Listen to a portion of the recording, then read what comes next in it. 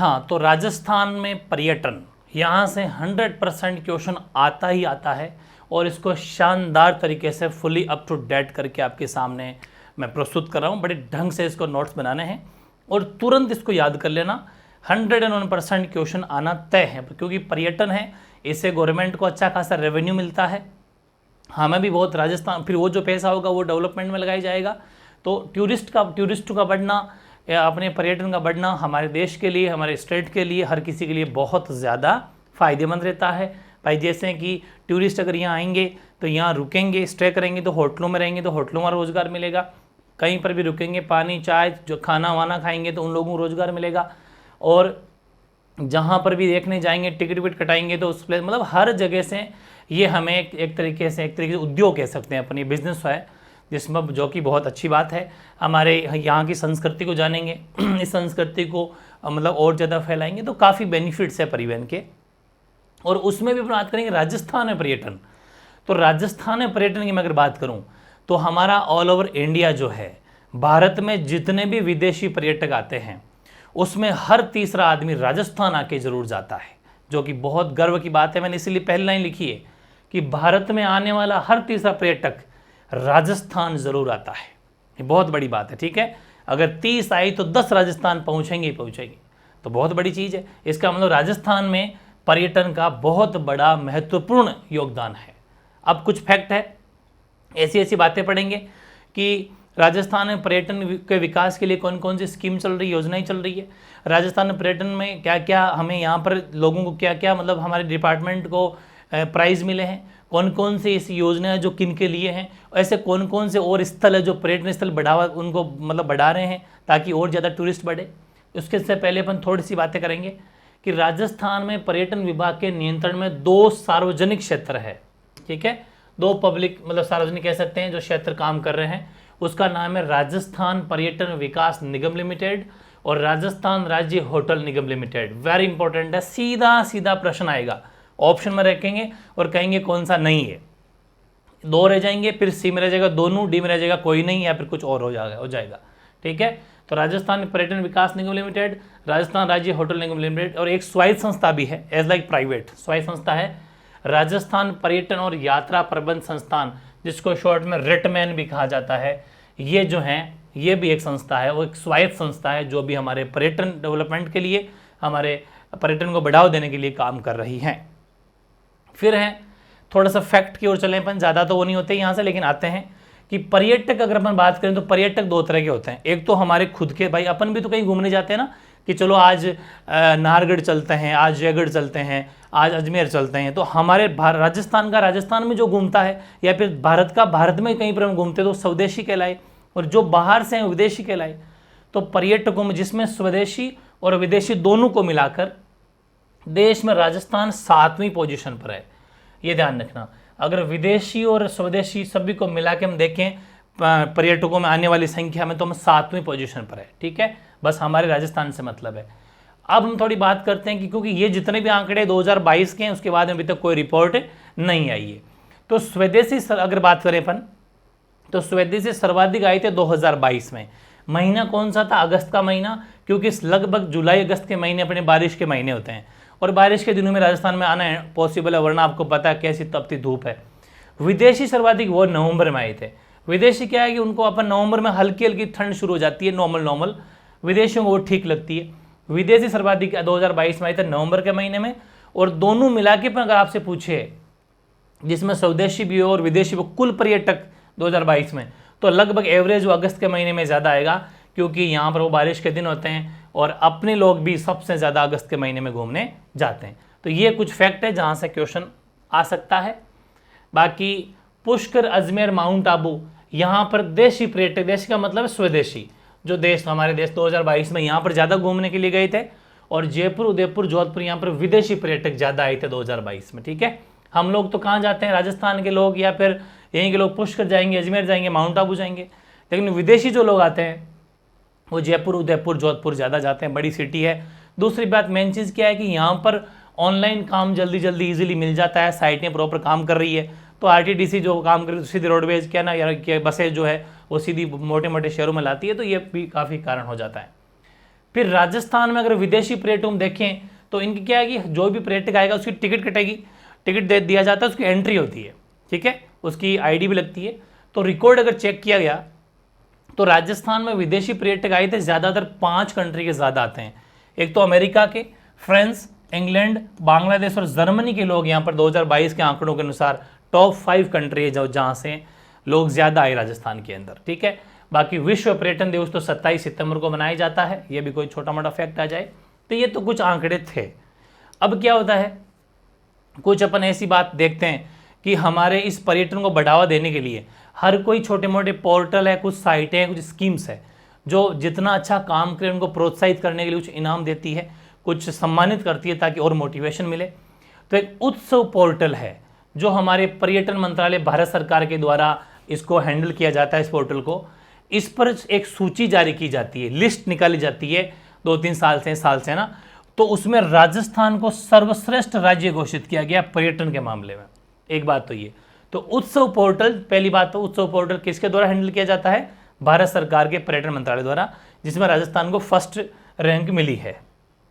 फिर है travel plus laser की विश्व के बेस्ट टॉप 10 शहर की एक सूची जारी करता है ये ट्रेवल प्लस लेजर। ये एक ऐसा मान लीजिए एक साइट है, ऐसा मान लो, जिसके ऊपर टॉप 10 लिस्ट जारी की जाती है। उसमें राजस्थान के 2 बड़े शहर जयपुर और उदयपुर को भी शामिल किया गया, जो कि बड़ी गर्व की बात है। जयपुर को उसमें 8वां स्थान मिला है और उदयपुर को उसके अंदर 10वां स्थान मिला है, ठीक है। बहुत बढ़िया, झीलों की नगरी और उदयपुर, और जयपुर होगी पिंक सिटी। और जयपुर के लिए एक फैक्ट और है कि बाकू अजरबैजान जगह पड़ती है। 6 जुलाई 2019 को भारत का 38वां स्थल के रूप में जयपुर को यूनेस्को विश्व विरासत सूची में शामिल कर लिया गया है। ये भी वेरी इंपॉर्टेंट है। पहली बात तो यह आएगा कि जयपुर को किस सूची में शामिल किया है, तो यूनेस्को की विश्व धरोहर सूची में शामिल किया। कब किया गया, 2019 में। इसकी तो आपको डेट भी याद रखनी है। और कौन सा स्थल संख्या के हिसाब से 37 पहले से थे, 38वें स्थल के रूप में शामिल हुआ है। फिर है एशिया की टॉप 24 हेरिटेज होटलों की लिस्ट जारी की जाती है। ये सब ऑनलाइन साइटों पर अवेलेबल होती है। अंग्रेज लोग या विदेशी पर्यटक जो भी होते हैं उनको देख के ही आते हैं।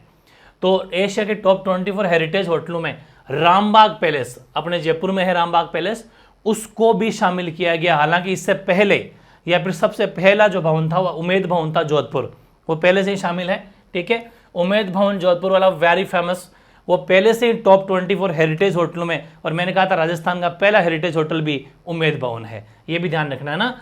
ये उमेद भवन जो है ये राजस्थान का पहला हेरिटेज होटल है जो इसमें शामिल हुआ, ठीक है ना।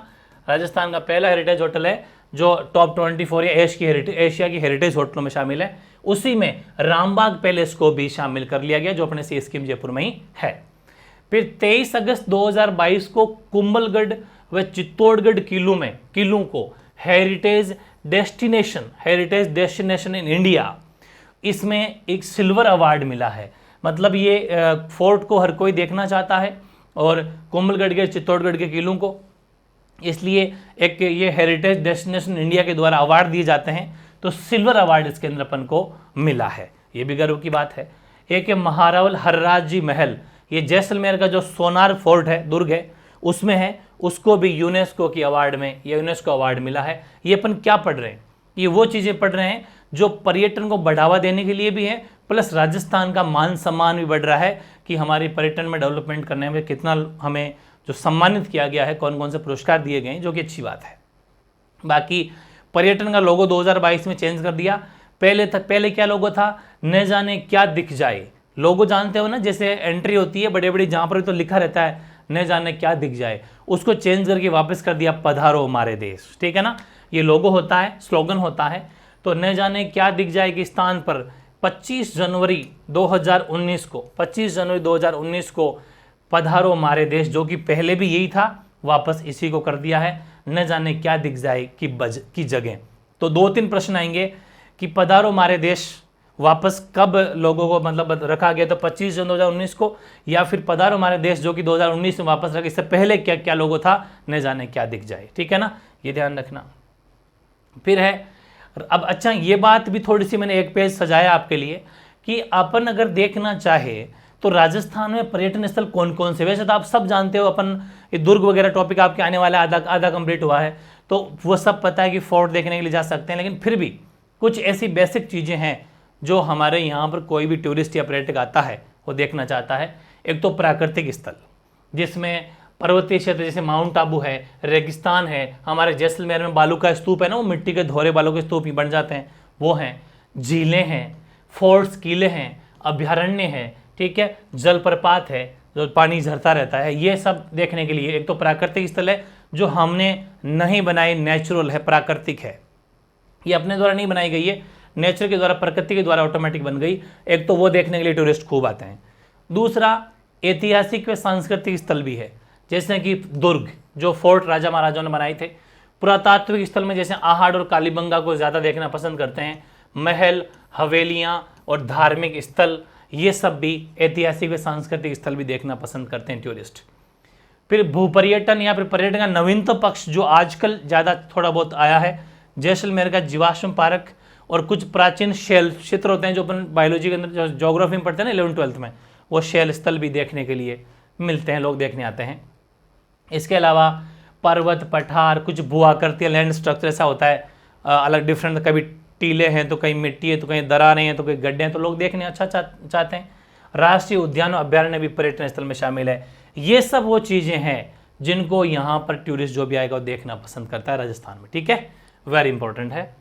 फिर मैं बात करूँ वेरी इंपॉर्टेंट, इस पेज से प्रश्न कम से कम 2 से 3 प्रश्न आ चुके हैं रिपीट डिफरेंट तरीके से। क्या क्या है?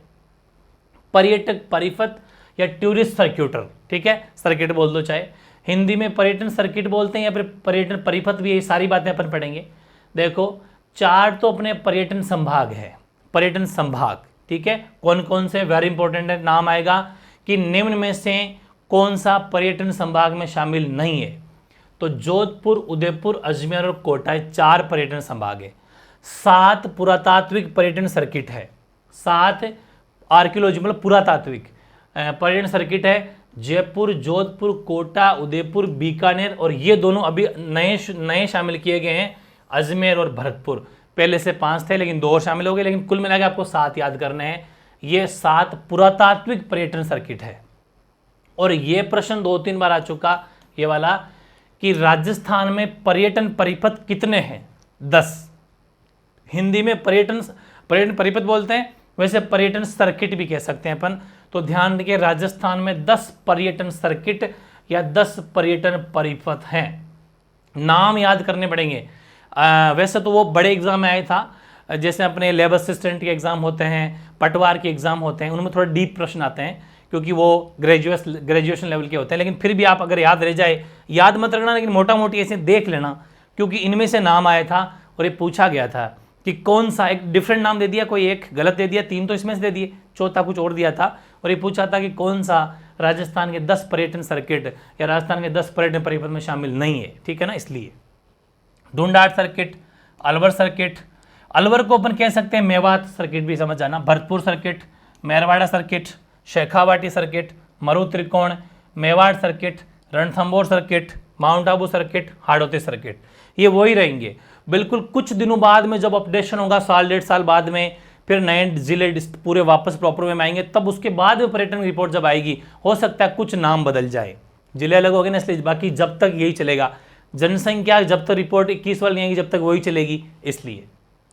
फिर है department of tourism, ministry of India ने राजस्थान को 9 पर्यटन सर्किट में बांटा। हालांकि देखो वैसे 10 पर्यटन सर्किट ये ऑथेंटिक सोर्स है और गवर्नमेंट के में 2 बार प्रश्न आ चुका, उन्होंने 10 ही दिया था, 9 ऑप्शन में नहीं दिया था।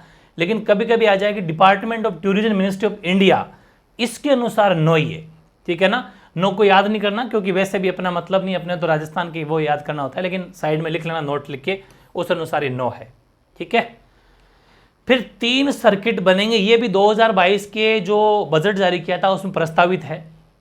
बोले कि एक तो हैंडीक्राफ्ट सर्किट बनाया जाएगा, जो ग्रामीण लोग हैं वो हैंडीक्राफ्ट में आके अपना कुछ बिजनेस करे, कुछ अपना काम करे, बनेंगे, ये चेंज नहीं होते।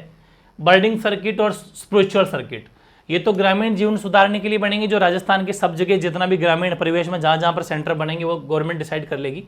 बर्डिंग सर्किट है केवलादेव नेशनल पार्क, सांबर झील और छापर में घूमने के लिए बर्डिंग सर्किट बनाई जाएंगे ताकि लोग वहाँ पर घूम सकें। बाकी अभी आप सांबर वगैरह झील में घूम नहीं सकते, पूरा प्रोसीजर है नहीं, तो वहाँ पर अगर बना दिया जाएगा तो लोग खूब घूमने जाएंगे वहाँ पर, तो सरकार को वापस रेवेन्यू आने लग जाएगा, जो कि हमारे राज्य के लिए भी बहुत अच्छी बात है। स्पिरिचुअल सर्किट, स्पिरिचुअल का मतलब समझ गए भक्ति भाव, तो कुछ प्रसिद्ध मंदिर जो हैं उनके लिए भी सर्किट बनेंगे। तो ये सर्किट में क्या होता है कि वो सुविधाएं अवेलेबल करवा देना, जैसे बसेस, एक सेपरेट बस चल जाएगी या ट्रेनें चल जाएगी जिसमें लोग बैठ के डायरेक्ट वहाँ पहुँचेंगे। प्रसिद्ध मंदिर जिसको ऑनलाइन बुकिंग भी हो सकती है वगैरह वगैरह, ऑनलाइन टिकट भी कटवा सकते हैं। तो सारी बातें वो भी डेवलपमेंट होने के बाद में होगा, जब सर्किट बनेगा तब ये चीज़ें पॉसिबल होती है, वरना तो अपन को खुद से जाना पड़ता है, वहाँ पर क्या है वो नहीं है, फिर ऐसा पता नहीं चलता। ठीक है, ये चीज़ है। एक बुद्धा सर्किट है जो जयपुर और झालावाड़ के अंदर बना हुआ बुद्धा सर्किट। मेवाड़ वागड़ धार्मिक सर्किट, ये पहली बार राजस्थान में, पहली बार राज्य में पहली बार है जब जनजातीय और धार्मिक क्षेत्रों में पर्यटन को बढ़ावा देने के लिए लोगों को, जनजाति हमारी जो ट्राइब है उनको भी हम दिखाना चाहते हैं, हमारे ट्राइब है ये, हमारी जनजाति है, ताकि हमारी संस्कृति दिखे। ठीक है ना, वहाँ जनजाति क्षेत्रों में भी कुछ बढ़ावा मिले, पर्यटन को बढ़ावा मिले, और वहाँ पर लोग घूमने जाएंगे तो जनजाति क्षेत्रों के लोगों को रोजगार भी तो मिलेगा भाई। जैसे कि वो अगर चाय की दुकान भी खोलते हैं, सब्जी की दुकान भी खोलते हैं, खाने की दुकान भी खोलते हैं, साधन विकल कराने की दुकान भी खोलते हैं, तो रोजगार मिलेगा। ठीक है। एक ब्रह्मा मंदिर पुष्कर में है जिसको राष्ट्रीय महत्व का स्मारक घोषित कर दिया गया। आप जानते हैं ये ब्रह्मा मंदिर पुष्कर राष्ट्रीय महत्व का स्मारक घोषित किया जा चुका है, वेरी इंपॉर्टेंट है। फिर है नया धार्मिक सर्किट विकसित होगा जो कि शेखावाटी सर्किट के नाम से बनेगा। खाटू श्याम जी, सालासर, शाकंभरी, जीण माता, आपको पता है बहुत प्रसिद्ध अपने मंदिर है खाटू श्याम जी, सालासर बालाजी, शाकंभरी माता, जीण माता, ये चार जो है इनको मिला के एक शेखावाटी सर्किट के नाम से बनाया जाएगा। ये भी वेरी इंपॉर्टेंट प्रश्न आ चुका है, आता रहेगा, आएगा। स्वर्णिम त्रिभुज, गोल्डन ट्रायंगल किन किन जगह को मिला के बनाया गया है, प्रश्न न जाने कितनी बार आ चुका। क्या आएगा कि कौन सी जगह या फिर कौन सा जिला स्वर्णिम त्रिभुज या गोल्डन ट्रायंगल में शामिल नहीं है। जयपुर, आगरा, दिल्ली, इसके अलावा जो भी आता हो वो गोल्डन ट्रायंगल में शामिल नहीं है, ध्यान रखना। ठीक है ना। एक है मरु त्रिकोण, मरु मतलब जैसलमेर हो गया, तो जैसलमेर, जोधपुर, बीकानेर, ये मरु त्रिकोण है। इसको डेवलपमेंट किया जा रहा है, इसका जापान की एक कंपनी है उसकी मदद के द्वारा जापान इसको विकसित कर रहा है। क्योंकि खूब सारी जगह अपन क्या करते हैं, विदेशी कंपनियों को ज़्यादा पैसा जब लगता है, चाहे बाड़मेर की रिफाइनरी हो भी, उसका काम चल रहा है तो वो भी विदेशी कंपनी है, तो अपन विदेशी कंपनियों को, चाहे जापान की हो, रशिया की हो, कोरिया की हो, इन कंपनीज को अपन यहाँ पर इन्वाइट करते हैं, वो पैसा लगाते हैं, ये चीज़ें हैं। तो ध्यान रखें, मरु त्रिकोण है जैसलमेर, जोधपुर, बीकानेर, और गोल्डन त्रिकोण त्रिभुज या फिर स्वर्णिम त्रिभुज है जयपुर, आगरा, दिल्ली। फिर है राजस्थान में स्वदेश दर्शन योजना जो है, इसमें टोटल अब वर्तमान में 15 सर्किट बन चुके हैं, लेकिन 15 के 15 सर्किट आपको याद नहीं करने हैं, काफ़ी मुश्किल और कॉम्प्लिकेटेड भी होते हैं। लेकिन ये क्वेश्चन ध्यान रखना, जो 4 थीमेटिक सर्किट है, theme based tourist circuit, theme based, जैसे कि डेजर्ट है ऐसा वाले जिसमें थीम बेस्ड होते हैं, ये सिर्फ 4 थीमेटिक सर्किट या फिर जिसका दूसरा नाम है थीम बेस्ड सर्किट, ये याद कर लेना। 15 सर्किट में से 4 याद करने हैं। वैसे 2 बातें याद तो रखनी है आपको कि राजस्थान में स्वदेश दर्शन योजना के तहत वर्तमान में कुल कितने सर्किट बने जा चुके हैं, तो 15। ठीक है, उसमें से फिर अगला प्रश्न बनेगा कि निम्न में से कौन सा थीमेटिक सर्किट या फिर theme based circuit, theme based tourist circuit में शामिल नहीं है, वो ध्यान रखना। तो 4 कौन कौन से हैं, डेजर्ट सर्किट, आध्यात्मिक सर्किट, हेरिटेज सर्किट और कृष्णा सर्किट, बस ये 4 याद कर लेना। ये थीम बेस्ड टूरिस्ट सर्किट है और वैसे टोटल संख्या इनकी 15 है। पीजी, पेइंग गेस्ट योजना, पेइंग गेस्ट का मतलब क्या होता है, एक आने वाले लोगों को अपने एक स्थान अवेलेबल करवा देना। जैसे अपन भी जब पढ़ाई करते हैं बाहर कभी, तो पेइंग गेस्ट पीजी में रहते हैं, मतलब एक ऐसा रूम होता है उसमें अपना खाना मिल जाता है बना बनाया और सब कुछ रहने की व्यवस्था हो। वैसे ये पेइंग गेस्ट योजना है कि जो भी कोई विदेशी व्यक्ति है वो यहाँ पर आए तो उसको घर जैसा माहौल लगे। ठीक है, यानी और राजस्थान पर्यटन विभाग द्वारा ये पेइंग गेस्ट योजना चालू की गई थी, है ना, 1991 में, लिख लेना साइड में, नहीं लिखा मैंने, 1991 में ये प्रारंभ हुई थी। और राजस्थान की सांस्कृतिक जीवन शैली, खान पान, आतिथ्य परंपरा से परिचित कराना हमारा मेन टारगेट है। हमारा अलग पहनावा, हम नॉर्मल कहीं कहीं पर तो ऐसे योजना भी, इसमें ऐसे भी है, हम राजस्थानी सॉन्ग भी चलाते हैं, डांस भी होता रहता है। तो इस योजना के तहत हम राजस्थानी खान पान है, राजस्थानी पहनावा है, राजस्थानी कल्चर भी शो करते हैं और लोगों को इससे अपने भी मतलब बेनिफिट है, वो सारा ये राजस्थान पर्यटन विभाग के द्वारा ये योजना चालू की गई थी। घर से दूर घर की अनुभूति, ये मेन चीज प्रश्न आया हुआ है कि घर से दूर घर की अनुभूति से संबंधित कौन सी योजना है, तो वह है पेइंग गेस्ट, मतलब घर से दूर बट घर जैसा माहौल। ठीक है, ओके। फिर है ये कुछ उत्सव या फेस्टिवल है जो मनाए गए 2022 में, जो क्या हैं, जो पर्यटन को लुभाते हैं, पर्यटन को बढ़ावा देते हैं। गणगौर उत्सव, अंतर्राष्ट्रीय होली महोत्सव, हल्दीघाटी युवा महोत्सव, शेखावाटी उत्सव, ब्रजौली उत्सव, Hawa Mahal festival, Jodhpur international theatre festival, Maru Mahotsav, Marwar festival जिसको पहले मांड महोत्सव कहा जाता था, वो मारवाड़ हो गया, और मोमासर उत्सव बीकानेर। ये कब कब है, डेट भले ही मत याद रखना, डेट भले ही मत याद रखना, जगह याद कर लेना। तो ध्यान रखें, गणगौर जयपुर में है, अंतर्राष्ट्रीय होली महोत्सव पुष्कर मनाया जाता है जनवरी के महीने में, हल्दीघाटी उदयपुर राजसमंद है, शेखावाटी लक्ष्मणगढ़ सीकर है, ब्रज होली डीग, कामा और भरतपुर 3 जिले हो गए। हवामहल फेस्टिवल जयपुर में नाइट में ना, रात्रि में जयपुर पर्यटन विभाग के द्वारा हवामहल जो है, मैंने आपको व्लॉग में दिखा रखा है, वहाँ पर मनाया जाता, मतलब हुआ था ये। जोधपुर इंटरनेशनल तो खैर जोधपुर में पहली बार हुआ है, और मरु महोत्सव पोखरण जैसलमेर है, और मारवाड़ फेस्टिवल जिसको पहले मांड उत्सव कहा जाता था वो जोधपुर में है, और मोमासर उत्सव बीकानेर में जयचंद पटावरी की जो हवेली है वहाँ पर ये उत्सव मनाया गया था। तो जगह जरूर याद कर लेना, बाकी कोई बात नहीं, ये भी पर्यटन को बढ़ावा देने के लिए है। बाकी पैलेस ऑन व्हील्स, ठीक है ना, ये एक ट्रेन है, पैलेस ऑन व्हील्स क्या एक ट्रेन है, शाही ट्रेन है, जो मुख्यमंत्री हमारे जो सीएम अशोक गहलोत जी थे उन्होंने इसका शुभारंभ किया था। 8 अक्टूबर 2022 को गांधीनगर जयपुर जो रेलवे स्टेशन है वहाँ से इस शाही ट्रेन को रवाना किया गया बाय सीएम, ठीक है ना। लेकिन वो तो खैर क्वेश्चन आएगा नहीं, इतना सा आएगा कि पैलेस ऑन व्हील्स जो है वो क्या है, एक शाही ट्रेन है जो गांधीनगर रेलवे स्टेशन जयपुर से इसको प्रारंभ किया गया। इसको राजस्थान का सांस्कृतिक दूत कहा जाता है, बिल्कुल, क्योंकि एक ट्रेन अगर चले सीधी सीधी जगह जगह जो हमारे पैलेस हैं, टूरिस्ट हब हैं, वहाँ पर वो ट्रेन लेके जाएगी। बड़ी शानदार सजा के ट्रेन होती है, सजावटी ट्रेन है वो।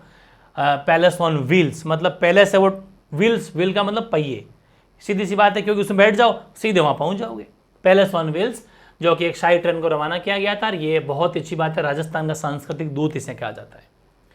वीर दुर्गादास, अब ये वो चीज़ें हैं, ये 4-5 चीज़ें वो हैं जो पर्यटन को बढ़ावा देने के लिए और स्थापित कर रहे हैं अपन। जैसे वीर दुर्गादास राठौड़ का नाम है इतिहास में, तो वीर दुर्गादास राठौड़ की प्रतिमा का अनावरण किया गया, कहाँ पर किया गया, जगह भी वेरी इंपॉर्टेंट है, सालवा कला गांव जोधपुर ग्रामीण में, ठीक है ना। अब ये जब इसका किया गया, बड़ी भव्य प्रतिमा बना दी जाएगी तो लोग देखने को जाएंगे। सांचू माता मंदिर बीकानेर में इसका भी लोकार्पण किया गया है, माता के मंदिर देखने जाएंगे। ढोलामारू कॉम्प्लेक्स जैसलमेर में देखने जाएंगे।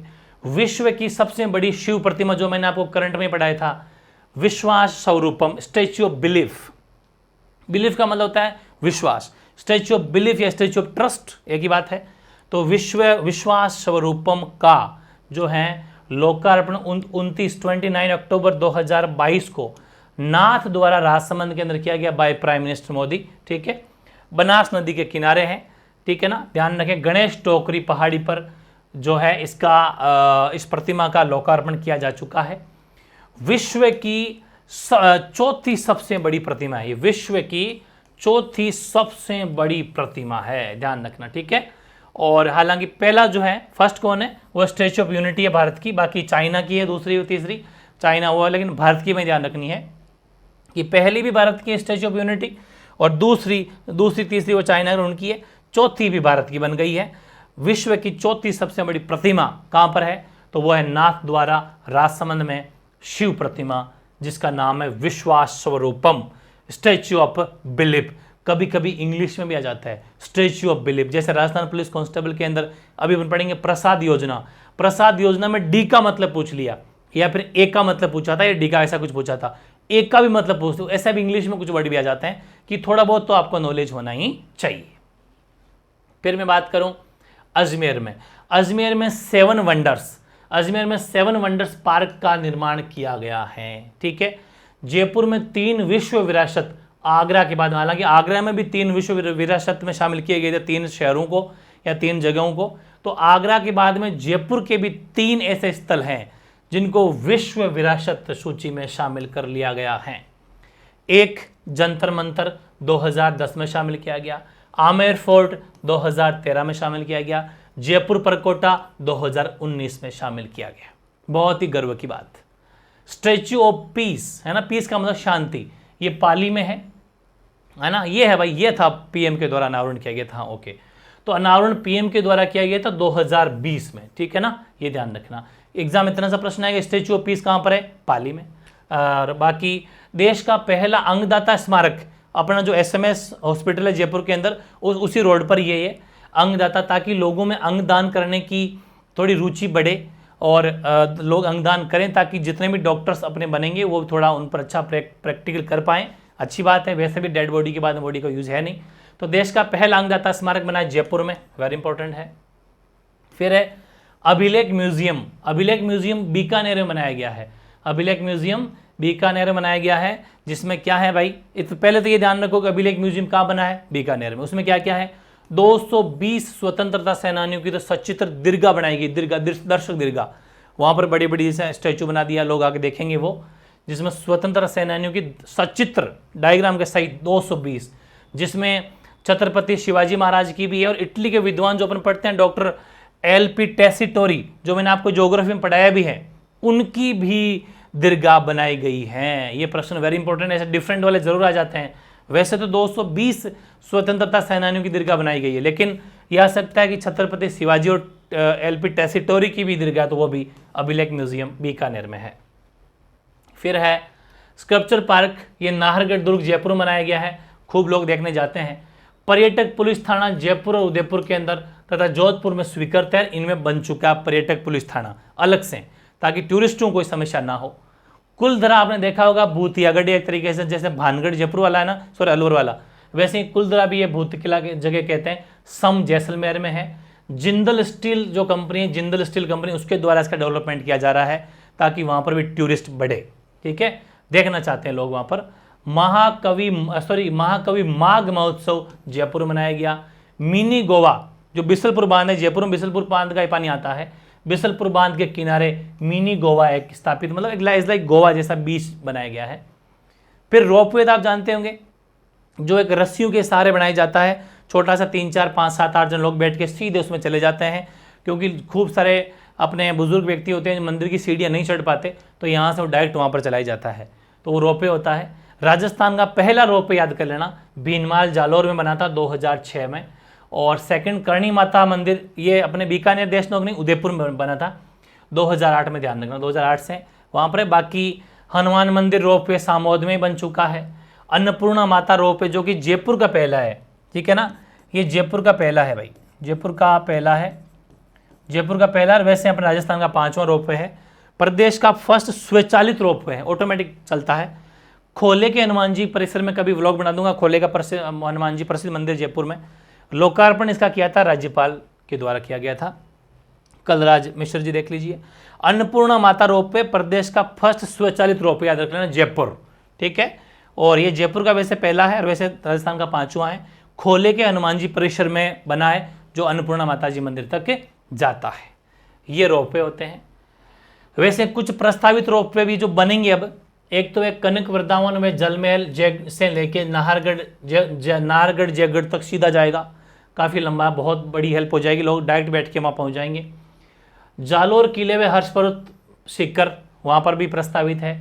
माउंट आबू के रघुनाथ मंदिर से टॉर्ड रॉक जो है, जो पहाड़ी है, वहाँ तक भी प्रस्तावित, अभी बने नहीं है, बनेंगे। फिर है, अभी मैं बात करूँगा RTDC की। ये अपनी एक ऐसा मान लीजिए कि अपने पर्यटन को बढ़ावा देने वाली एक संस्था है। राजस्थान में RTDC द्वारा 4 होटलों को संचालित किया जाता है, कजरी उदयपुर, मूमल जैसलमेर, खादिम अजमेर और ढोलामारू बीकानेर। प्रश्न एक बार नहीं 2-3 बार आ चुका है कि RTDC द्वारा संचालित होटल नहीं है, 3 तो है बट चौथी नहीं थी, याद कर लेना। कजरी, मूमल, खादिम, ढोलामारू। कजरी उदयपुर है, मूमल जैसलमेर है, खादिम अजमेर है, ढोलामारू बीकानेर है। राजस्थान देश का पहला राज्य बना है जहां पर पर्यटन पुलिस तैनात की गई है, पर्यटनों की सुरक्षा के लिए, पहला देश में पहला राज्य। देवस्थान विभाग के द्वारा जो वरिष्ठ नागरिक है उनको तीर्थ यात्रा करवाई जाती है, योजना है, उसमें उनको अलग से रिलीफ है, उनके लिए व्यवस्था की गई देवस्थान विभाग के द्वारा। प्रश्न आ चुका है, वरिष्ठ नागरिकों के लिए तीर्थ यात्रा योजना का नाम क्या है? देवस्थान योजना। ये वेरी इंपॉर्टेंट दोनों। राजस्थान में पर्यटन को बढ़ावा देने के लिए पर्यटन निदेशालय बनाया गया था 1955 में, वेरी इंपॉर्टेंट है, और पर्यटन विभाग बनाया गया था 1956 में। दोनों प्रश्न आ चुके हैं। राजस्थान में पर्यटन को बढ़ावा देने के लिए पर्यटन निदेशालय 1955 और राजस्थान में पर्यटन को बढ़ावा देने के लिए पर्यटन विभाग की स्थापना 1956 में की गई थी। दोनों प्रश्न आ चुके हैं, ठीक है। राजस्थान पर्यटन विकास निगम, ये आरटीडीसी की फुल फॉर्म है, Rajasthan tourist development corporation. Rajasthan पर्यटन विकास निगम 1978 में इसकी स्थापना हुई। स्थापना कब हुई, हालांकि मैं आगे लिखवा दूंगा फिर से। मुख्यालय हेडक्वार्टर की मैं अगर बात करूं तो हेडक्वार्टर इसका जयपुर में है मुख्यालय।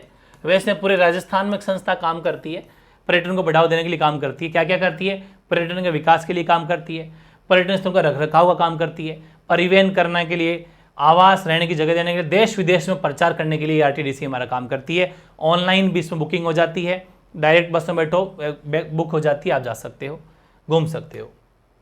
फिर है राजस्थान में प्रथम अगर पर्यटन नीति बनी थी तो वो 2001 में बनी थी।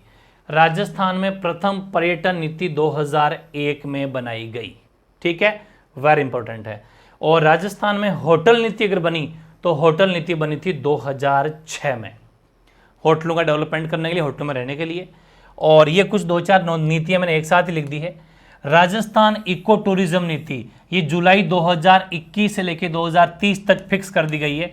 प्रश्न आएगा कि राजस्थान इको टूरिज्म नीति कब से कब तक है, तो 2021 से 2030 तक। 2030 के बाद में नीति बदल जाएगी, वो अलग अलग खैर पॉलिसी होती है।